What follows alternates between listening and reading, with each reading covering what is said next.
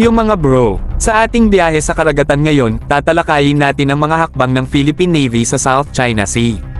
Inideploy nila ang BRP Emilio Jacinto, PS-35, isa sa kanilang matitibay na patrol vessels, patungo sa Palawan. Wow! Talagang malakas na hakbang para sa ating karagatan.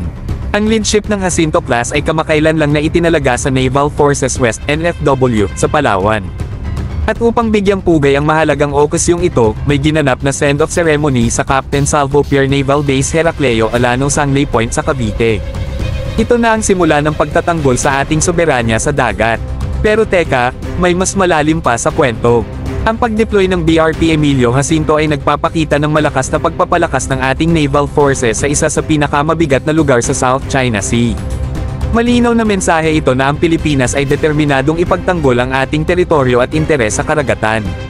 Sa pagtungo ng BRP Emilio Jacinto sa Palawan, ito'y sumisimbolo ng ating pagpapakita ng tapang at dedikasyon sa pagtatanggol ng ating mga karagatan.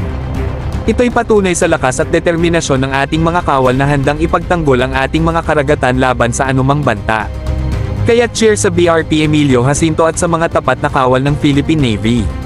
Naway puno ng lakas, tatag, at determinasyon ang inyong biyahe. Samahan natin sila sa paglalayag patungo sa mas ligtas at protektadong karagatan. Hanggang sa susunod na pagkakataon, manatili tayong mapanuri, matapang, at tulad ng lagi, maging kahanga-hanga, mga bro.